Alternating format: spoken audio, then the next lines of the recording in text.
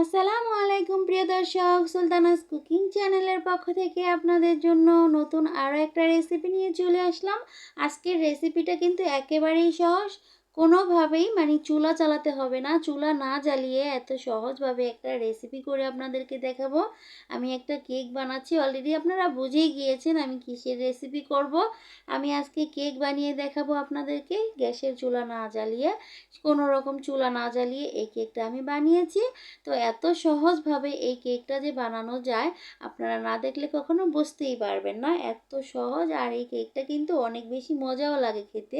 তো এই কেকটা কিন্তু আপনারা যদি স্কিপ করেন তাহলে কিন্তু বুঝতে পারবেন না আমি কিভাবে কি করেছি। সেজন্য প্লিজ আপনারা কেউ স্কিপ করবেন না, সুন্দরভাবে পুরো ভিডিওটা দেখে নেবেন, তাহলেই বুঝতে পারবেন কিভাবে আমি কেকটা বানিয়েছি। তো এখন এই যে দেখুন, মূল রেসিপিতে চলে আসলাম। আমি এখানে 1 প্যাকেট বিস্কিট নিয়েছি। এটা নর্মাল একটা বিস্কিট নিলেই হয়ে যাবে।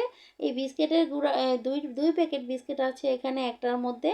তো এখানে 400 গ্রাম বিস্কিট আছে টোটালে। আর এইটা আমি এই যে দেখুন, বিস্কিট নিয়েছি, আর টক দই নিয়েছি, আর জেলি নিয়েছি, আর হলো এই কেকের ডিজাইন করার জন্য ক্রিম নিয়েছি। তো প্রথমে আমি বিস্কিটগুলোকে ব্লেন্ডারের সাহায্যে গুঁড়ো করে নিচ্ছি। আপনাদের যাদের কাছে নাকি এরকম ব্লেন্ডার নেই, তারা কিন্তু পাটাপুতা দিয়ে পিষে নিতে পারবেন। তো এরকম করে গুঁড়া করে নিলেই হবে, জাস্ট এটাই হলো মেন কথা। তো এখন এই যে আমি বিস্কিটের গুঁড়াগুলো গুঁড়া করা হয়ে গেছে। এখন আমি এটাকে একটা মিক্সিং বোলে ঢেলে নিলাম। তো টোটাল দোনো প্যাকেটই আমি গুঁড়ো করে নিয়েছি। আর এটাকে এখন আমি এই যে 2 টেবিল চামচ ঘি দিয়ে দিব। তো এটা আর কি আমি এখানে আগেই মেপে রেখেছিলাম 2 টেবিল চামচ। তো সেজন্য পুরোটাই দিয়ে দিচ্ছি।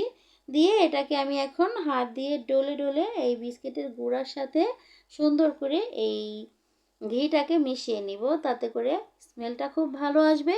আর খেতেও কিন্তু অনেক বেশি মজা লাগবে। বিস্কিটের গুঁড়াটা এরকম করে মেখে নিয়ে তারপরে এই যে জাস্ট একটা কেক বানানোর মোল্ডের মধ্যে দিয়ে দিতে হবে। আর এই ঘিটা দেওয়ার কারণে বিস্কিটটা কিন্তু শক্ত হয়ে জমাট বেঁধে যাবে, এরকম গুঁড়া গুঁড়া ভেঙে যাবে না, গুঁড়া গুঁড়া থাকবে না।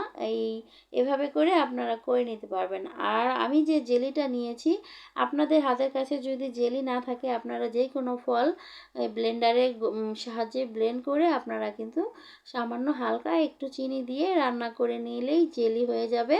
আপনারা চাইলে, এখন তো আমের সিজন, আম দিয়েও করে নিতে পারবেন। তো এটা করে তারপরে এই যে দইয়ের সাথে মিশিয়ে নেবেন। টক দই হলে এরকম করে আমি করে নিয়েছি টক দই দিয়ে, আর মিষ্টি দই হলেও কোনো সমস্যা নেই, সেটাও আরও বেশি মজা লাগবে।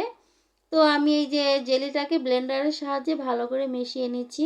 দেখা গেছে এইভাবে করে মিশিয়ে নিলে একেবারে সুন্দরভাবে মিশে যায়, আর কোনো দানা দানা থাকবে না সেজন্য। আর এখন আমি এই যে চামচের সাহায্যে সব জায়গাতে পাতলা করে এই দইটাকে বিছিয়ে দিব আস্তে আস্তে করে। দেখুন, এটা এইভাবে করে সাবধানে বিছিয়ে দিতে হবে, যাতে করে বিস্কিটের গুঁড়াগুলো উপরে চলে না আসে।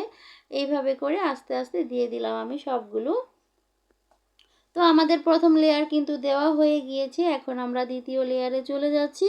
দ্বিতীয় লেয়ারে আবার বিস্কিটের গুঁড়াটা আমি এই যে দইয়ের উপরে হাতের সাহায্যে সুন্দর করে বিছিয়ে দিচ্ছি এক সাইড থেকে। এভাবে করে সবটাকে আমি দিয়ে দিব।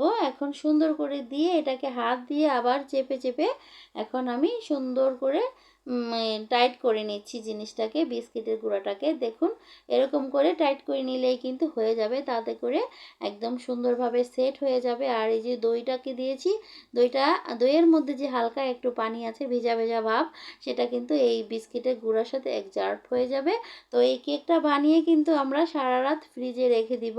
এটা সবসময় আগের দিন বানিয়ে রাখবেন আপনারা। যদি 1 দিন বা 2 দিন আগেও বানিয়ে রাখেন তাহলেও আরও ভালো হবে। এটা কিন্তু নষ্ট হবে না, জাস্ট ফ্রিজে রেখে দিতে হবে, এটা হলো মেন কথা। তো ফ্রিজে রেখে দিয়ে তারপরে দেখুন, এই যে আমি এখন কেকটাকে হাত দিয়ে ভালো করে বসিয়ে দেওয়ার পরে আমি যে ক্রিমটা নিয়েছিলাম, ফ্রেশ ক্রিমের সাথে এখন আমি এই যে একটু ফুড কালার দিয়ে দিলাম। ফুড কালারটা দিয়ে এখন আমি ব্লেন্ডারের সাহায্যে একটু ব্লেন্ড করে নিচ্ছি। তো ব্লেন্ডার দিয়ে করলে কিন্তু খুব দ্রুত এই যে ক্রিমটা ফোমে ভাব চলে আসে। তো এই যে দেখুন, এখন ক্রিমটা আমার রেডি হয়ে গেছে অলরেডি। আর এটাকে কিন্তু এরকম যখন শক্ত হয়ে যাবে, এর উপরে আর বেশি করতে যাবেন না, তাতে করে কিন্তু পানি ছেড়ে দিবে আর এটা ভালো থাকবে না। এই জন্য আমার এটা ব্লেন্ড করা শেষ। এখন আমি এই যে দেখুন, একটা পাইপিং ব্যাগের মধ্যে ভরে নিয়েছি ক্রিমগুলোকে এখন আমি এই যে উপরে ডিজাইনটা করে নিব আস্তে আস্তে করে। তো আমাদের এই যে ডিজাইনটা কিন্তু দেখানো যাচ্ছে না আসলে, আমি এই উপর থেকে করছি ডিজাইনটা আমার এই সাইডে। এখন আমি দেখুন এই যে এইভাবে করে করে নিয়েছি, যা আপনাদেরকে একটু দেখিয়ে দিতে পারলাম লাস্টে। তো প্রথমে আমি বুঝতে পারিনি, কিভাবে ধরলে আর কি দেখতে পারবেন। এই তো এইভাবে করে আমি আস্তে আস্তে করে নিয়েছি। দেখুন কতটা সুন্দর হয়ে গেল। তো নিজের জিনিস নিজে তো প্রশংসা করতেছি। যাই হোক, আপনাদের কাছে যদি ভালো লাগে কোনোভাবেই, তাহলে প্লিজ একটা লাইক কমেন্ট শেয়ার করে দিবেন। আর এই যে দেখুন সাইডে আমি এখন অন্য আরেকটা নোজেল নিয়েছি, স্টার ছোট নোজেলটা, এটা দিয়ে আমি এখন ছোট ছোট করে কিছু স্টার দিয়ে দিচ্ছি চতুর্পাশে, তাতে করে এটা দেখতে কিন্তু আরও বেশি সুন্দর লাগবে। আর আমি কিন্তু এতটা এক্সপার্ট না ডিজাইন করার জন্য, আমি রান্নাবান্না সব কিছু আলহামদুলিল্লাহ অনেক সুন্দর করে পারি। আর ডিজাইন করাটা এত এক্সপার্ট না, সেজন্য অনেক বেশি সুন্দর হচ্ছে না। এটার জন্য কেউ কিন্তু বাজে মন্তব্য করবে না প্লিজ। আমি যেমন পারি ঠিক তেমনটাই করে আপনাদেরকে দেখাচ্ছি। তো এই যে দেখুন এত সুন্দর করে হয়ে গেল আমারটা, আমি বলছি অনেক সুন্দর লাগছে আমার কাছে। আমি যেমন পারি এটাই হলো আসল কথা, আমি এইরকম পারি তাই এটাই আমার কাছে অনেক সুন্দর লাগছে। তো আপনারা যদি পছন্দ করেন প্লিজ আমার চ্যানেলটাকে, আপনারা যারা অলরেডি সাবস্ক্রাইব করে গেছেন তাদেরকে অসংখ্য ধন্যবাদ। আর যারা নাকি করেননি প্লিজ আমার চ্যানেলটাকে সাবস্ক্রাইব করে দিবেন। তা আর সাথে বেল আইকন বেলটাকে বাজিয়ে দিবেন, তাহলেই আমি অনেক খুশি হব।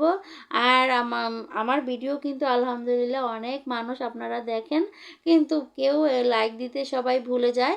তো প্লিজ একটু লাইক করে দিবেন, তাতে করে কিন্তু ভিডিও বানানোর আগ্রহটা বাড়ে। আর সামনে কিন্তু আরও সুন্দর সুন্দর ভিডিও দিব। তো আমি কিন্তু এই যে এখানে জার্মানিতে সব কিছু বানাই না, কারণ এখানে রৌদ্র নেই, কিছু নেই। বাড়িতে গেলে অনেক রকমের পিঠা বানিয়ে আপনাদেরকে দেখাবো। তো আশা করি কিছুদিনের মধ্যেই বাংলাদেশে যেতে পারি, আর আল্লাহ যদি রহমত করে বা নিয়ে যায় তাহলে যেতে পারি, যাব।